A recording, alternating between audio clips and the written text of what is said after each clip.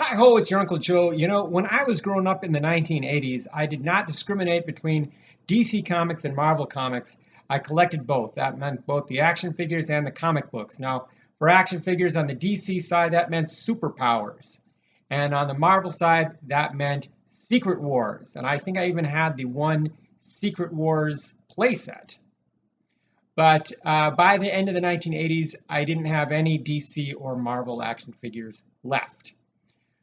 However, in the 1990s, I got a little twinge of nostalgia and decided to buy some Marvel figures, so I'd at least have a few. Now, by that time, the main toy line for Marvel was called Marvel Superheroes from Toy Biz, and those are the ones that I have still. And they must not have sold all that well because I got all of them on clearance. And so I'd like to show you a few of the action figures from Marvel Toy Biz Superheroes line that I still have. First off, we have this guy, Kingpin. And one thing about the Marvel Toy Biz line is that the characters generally have an action feature and an accessory or two. In this case, you can see that there is a lever on his back, and you can raise his arms up like that, and press the lever on his back, and those big heavy arms come down. I think I got this not because I was a big fan of the character of Kingpin, but because he looks like actor Tor Johnson from Plan 9 from Outer Space, and his accessory is his diamond stick pin. Now, articulation's pretty limited on this guy. You can move his head around, the arms go up and down, the legs wobble a little bit, but not much. And you can't sit him down or anything like that, so he has to be standing. But I like the sculpt on it, and I didn't care one way or the other about the action feature on it, but that is Kingpin. Now, when we're talking about great Marvel villains, you can't really leave out this guy, Victor Von Doom. And I actually like this figure a lot. The articulation, not bad at all on him. He's got, at least on one arm, he's got elbow joints. Head can turn. He's got joints at the legs and hips, joints at the knees and hips rather. And his accessories include this gun and this cape. And his action feature is his other arm. So I'll show you that from another angle so you can see it again. See his arm?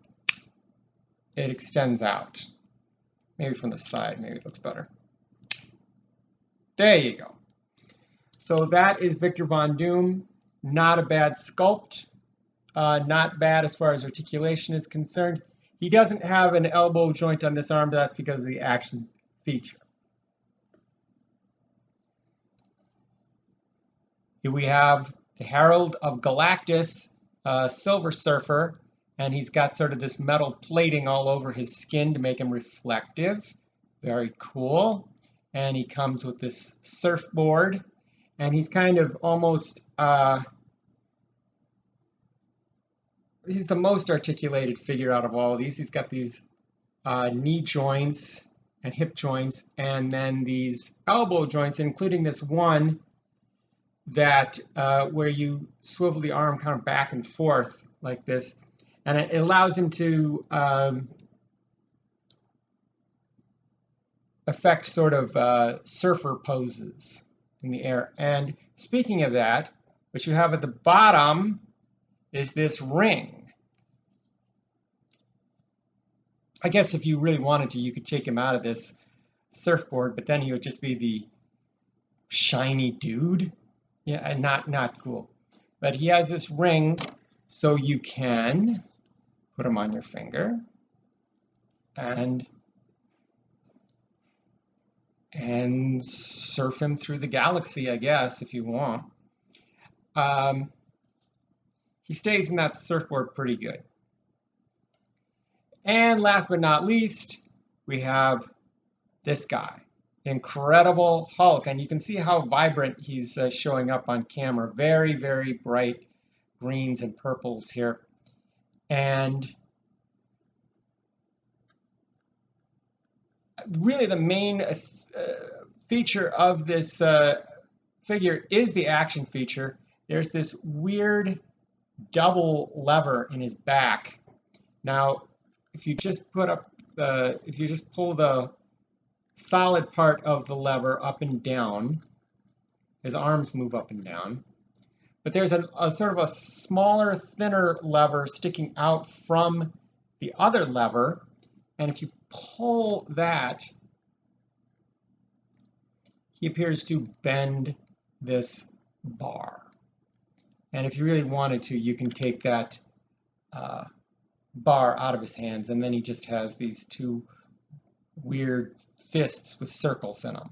But he does have articulation at the hips and knees. Obviously, there are more sophisticated Marvel action figures that have been made since then, but as these things go for the 90s, I think they're pretty good. I'm going to give them a 23 out of 27. See you tomorrow.